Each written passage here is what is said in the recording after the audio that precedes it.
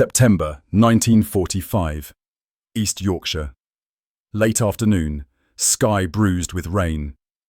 The lorry lurches to a stop on the muddy track between hedgerows, engine ticking as it cools. 50 women climb down, Wehrmacht auxiliaries, nurses, signals operators, boots caked in the clay of 5 different camps, faces hollowed by months of uncertainty. They've been told nothing, only moved. Again. The farmhouse stands low and weathered, smoke threading from the chimney. A man waits by the gate, 50s, weathered hands, no uniform. He steps forward, surveys the column with the same steady gaze he'd give a herd at auction, and says in workmanlike English, "You'll be billeted in the barn and cottage, roofs sound, stove works, suppers at 6. No shouts, no rifles raised. One woman, formerly a radio operator in occupied France, watches as he unlocks the gate himself, props it open, then walks back toward the house without looking over his shoulder.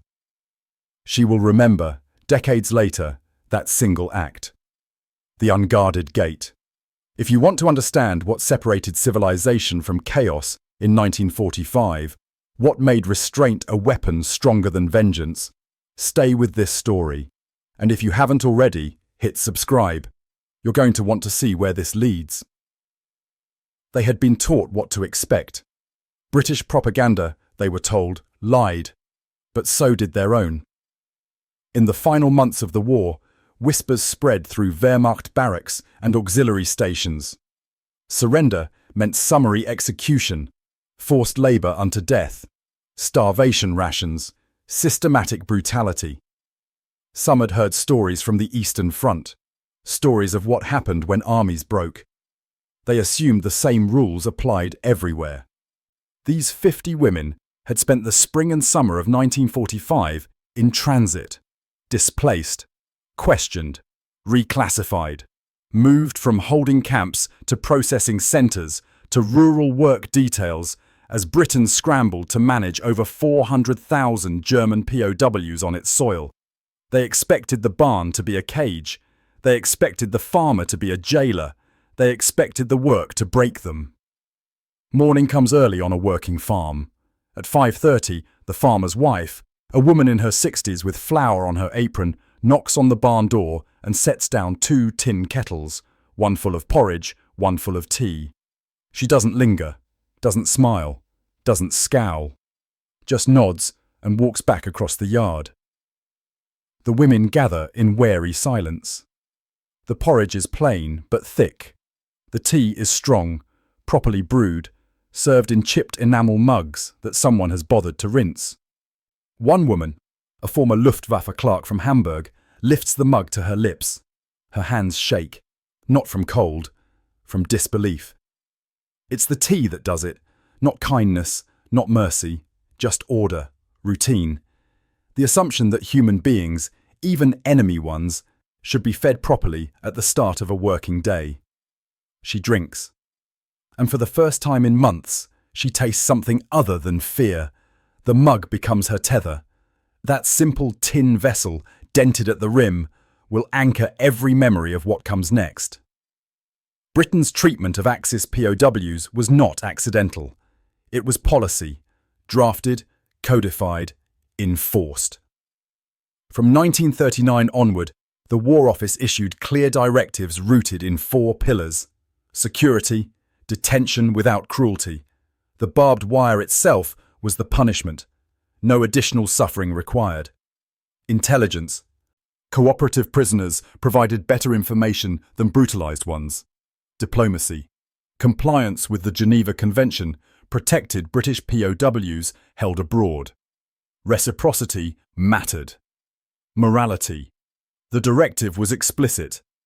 The character of a nation is reflected in its treatment of the defenceless. By war's end, Britain held over 400,000 German POWs. Red Cross inspectors visited camps quarterly. Mortality rates remained extraordinarily low, under 1% annually, comparable to civilian populations. Daily caloric intake met or exceeded Geneva standards, 2,500 to 3,000 calories, adjusted for labour intensity. Work assignments were rotated to prevent exhaustion. Medical care was provided without prejudice. This was not sentimentality. This was civilization under pressure, choosing restraint when vengeance would have been easier. The first morning, the farmer gathers them in the yard. He speaks slowly, clearly, through an interpreter, a German-speaking lance corporal from the local garrison who visits twice weekly. The rules are simple. Work begins at 6, lunch at noon, supper at 6, Sundays off unless the harvest demands otherwise, no leaving the property without escort, no fraternization with locals beyond what the work requires, letters home permitted, subject to censorship, medical complaints reported to the corporal. This is a farm, the farmer says, not a punishment. You work, you eat. You don't work, you still eat, but you'll be moved somewhere less comfortable. Understood? Nods. Silence. That afternoon, they're assigned tasks: mucking stables, feeding chickens, repairing fence posts, scrubbing the dairy shed. The work is hard, but familiar. Several of the women grew up on farms. Their hands remember. At supper, the farmer's wife ladles stew into tin bowls, mutton, turnips, potatoes, not lavish, not meagre, just food. One woman eats slowly, methodically, as though afraid it will vanish. Another weeps quietly into her bowl. No one speaks. The farmer's wife refills the bowls without comment. The farm runs on a wartime economy. Labour-intensive, machinery scarce, help scarcer. The 50 women are distributed across tasks that keep the operation solvent. Mornings, milking, mucking, feeding livestock. Afternoons, field work. Planting winter wheat, digging drainage ditches, mending stone walls. The hours are long but regulated. 8-hour days, with a 15-minute break mid-morning and mid-afternoon. The farmer enforces this personally. When one supervisor from the garrison suggests extending hours, the farmer replies, "Tired workers make mistakes. Mistakes cost me money." Within 2 weeks, a rhythm emerges. The women who prove reliable are given small responsibilities: managing the chicken run, operating the hand-cranked cream separator, driving the pony cart to collect feed from the village depot. These aren't privileges, they're practical delegation. The farmer is shrewd, not sentimental. But the delegation matters. One woman, a former secretary from Berlin, is entrusted with keeping the farm ledger: egg counts, milk yields, feed inventory. She performs the task with meticulous care, her handwriting neat and exact. At the end of the first month, the farmer reviews her work, nods once, and says, "Good." It is the first time in a year someone has acknowledged her competence. She will carry that single word across decades. The villagers, at first, watch from a distance. This is East Yorkshire, 1945. Many families have sons in Europe or buried there. The war is over, but grief is fresh. When the women are escorted through the village to collect supplies, curtains twitch. A few faces harden, most simply stare. But pragmatism is a Yorkshire virtue. Within weeks, necessity erodes suspicion. The women are quiet, diligent, and desperately needed. The local economy is stretched thin. Men still overseas, fields undermanned, harvest deadlines looming. One October morning, the village baker, an older man with a limp from the last war, sets aside an extra loaf when the women collect the farm's bread ration. He doesn't explain. Just adds it to the basket. The gesture is small, transactional almost, but it is witnessed. A month later, during a storm, 2 of the women help a neighbouring farmer rescue sheep trapped in a flooded ditch. They work for 3 hours in driving rain, knee-deep in mud, without complaint. The farmer's wife invites them into the kitchen afterward. She makes tea, strong, hot, poured into thick mugs. The women sit by the stove, shivering and silent. The wife says nothing, just sets a plate of biscuits on the table and refills the mugs when they're empty. When the women leave, one of them turns at the door and says haltingly, "Danke." The wife nods. Once. Trust here is not declared. It is earned in increments, one loaf, one cup, one nod at a time. In November, one of the women, a nurse who served in a field hospital outside Cannes, develops pneumonia. The farmer's wife finds her shivering in the barn, fever spiking, breath shallow. She doesn't hesitate. The woman is moved into the farmhouse, placed in the spare bedroom, and the village doctor is summoned. He arrives within the hour. A man in his 60s, brisk and unsentimental. He examines the patient, prescribes sulfur drugs from his dwindling stock, and returns daily to monitor her progress. He does not ask why he is treating a German. He does not offer commentary. He simply treats her as he would any patient under his care. The woman recovers within 10 days. When she is well enough to return to the barn, she tries to thank him. He waves her off. "Just doing my job." Britain's medical treatment of POWs was not exceptional in its compassion. It was exceptional in its consistency.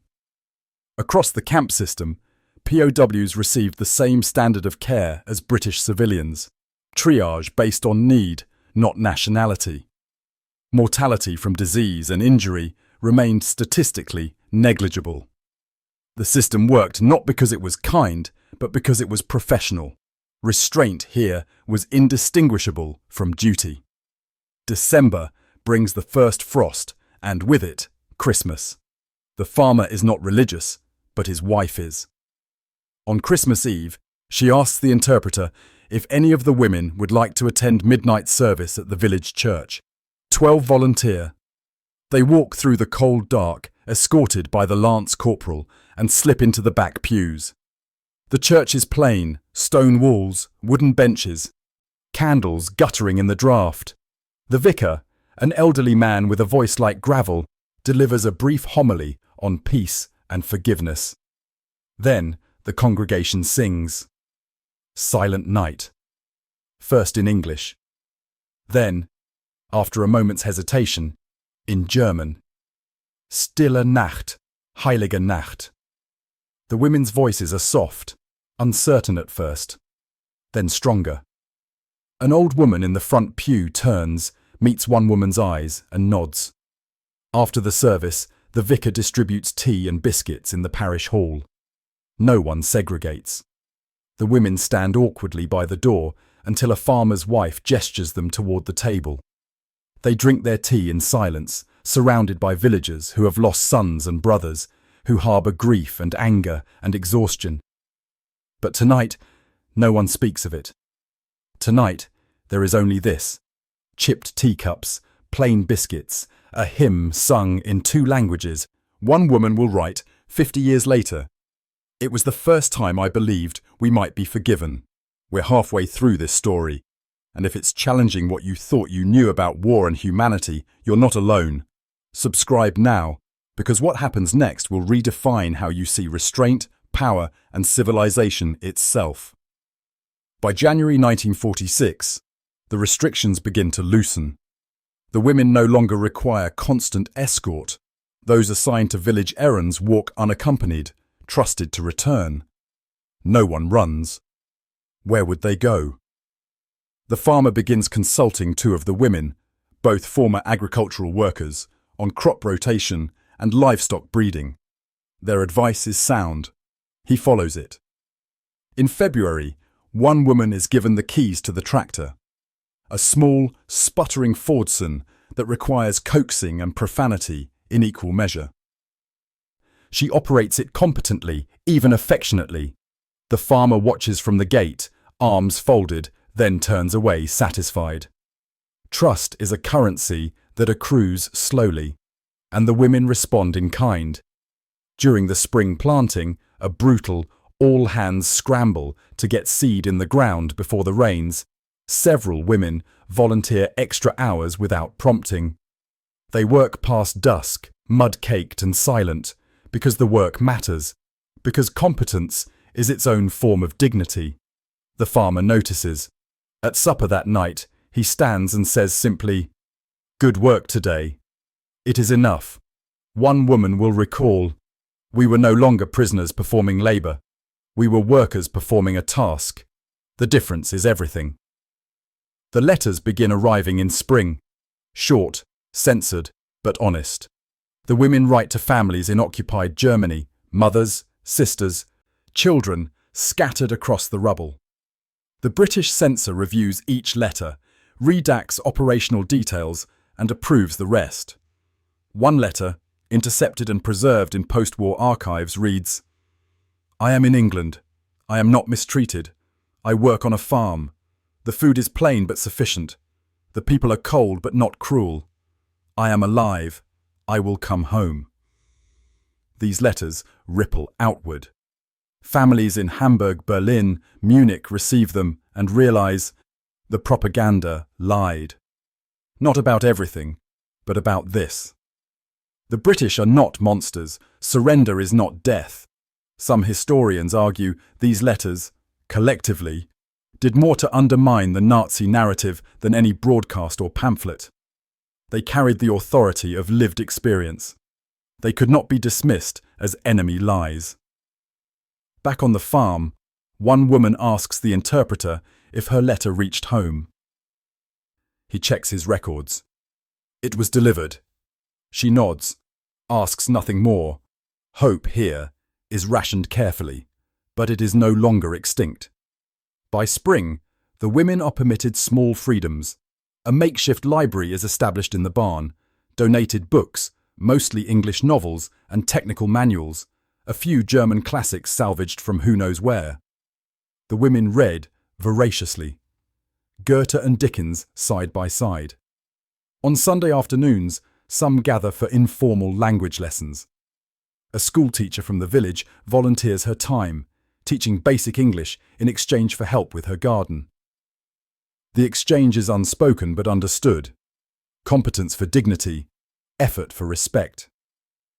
One woman teaches herself to play the harmonica, a battered instrument left behind by a previous worker. She practices in the barn at night, soft and halting, careful not to disturb. Eventually, the farmer's wife hears and asks her to play a tune after supper. She does.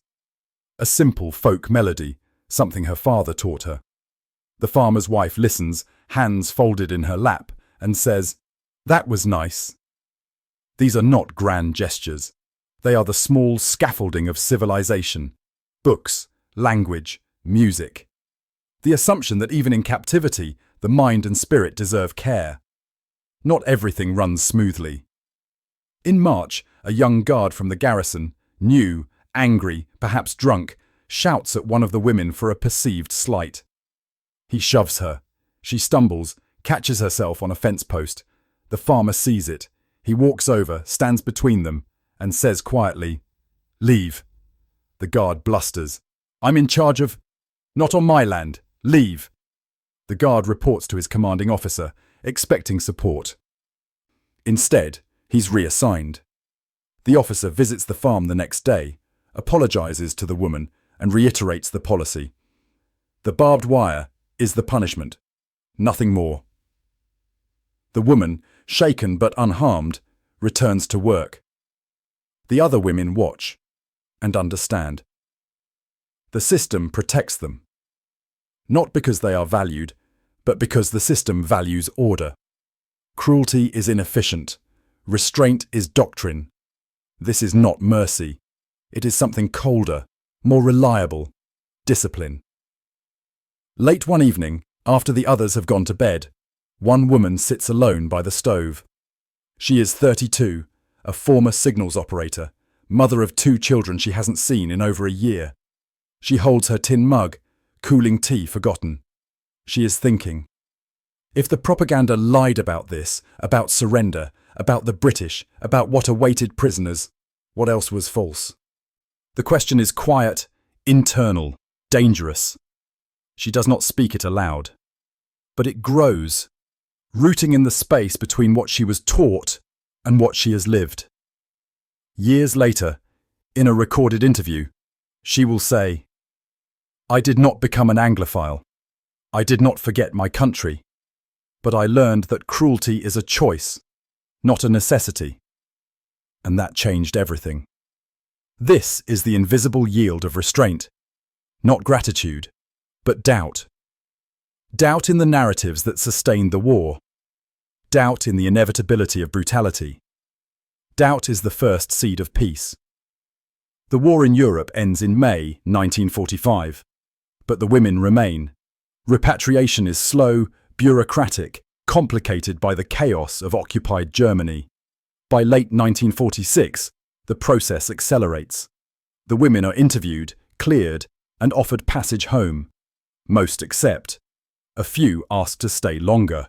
Germany is rubble, food scarce, infrastructure shattered. The farm is stable, the work is steady. The farmer, unsentimental but fair, agrees to hire several on temporary contracts as paid labourers, no longer POWs but employees. They work through the harvest, earn wages, save money, write letters. In 1947, the last of them leave. One woman, the former ledger keeper, emigrates to Canada years later but corresponds with the farmer's family for decades. Her letters are polite, brief, factual. The last one, sent in 1982, includes a photograph, her grandchildren standing in a wheat field. On the back, she has written, "Thank you for teaching me that the world could still be decent." The farmer's son, now elderly himself, frames it. This is the moment to lock this story into memory. If it's changed how you see strength, morality, or what separates us from chaos, subscribe, because these stories matter. And there are more. What separated civilization from vengeance in 1945 was not kindness, it was restraint. The British did not coddle their prisoners. They detained them, fed them adequately, worked them fairly, treated injuries without prejudice, enforced rules without cruelty. They did this not because they loved their enemies, but because they valued order over rage. The 50 women who worked that Yorkshire farm learned something the propaganda could not prepare them for, that power restrained is stronger than power unleashed, that systems built on discipline outlast systems built on fear. They learned it in increments: a mug of tea, a repaired fence, a tractor key, a hymn sung in 2 languages, small things, but empires are not built or broken by grand gestures. They rise and fall on whether a man leaves a gate unlocked, whether a doctor treats an enemy as a patient, whether a farmer hires the women who once were his prisoners. On a spring morning in 1947, the last woman to leave sets her tin mug on the kitchen table, washed and dried. She does not take it with her. It was never hers to keep.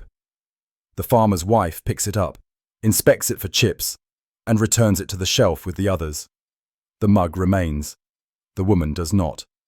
But the lesson endures. Restraint is not weakness. It is the only proof that strength was ever real.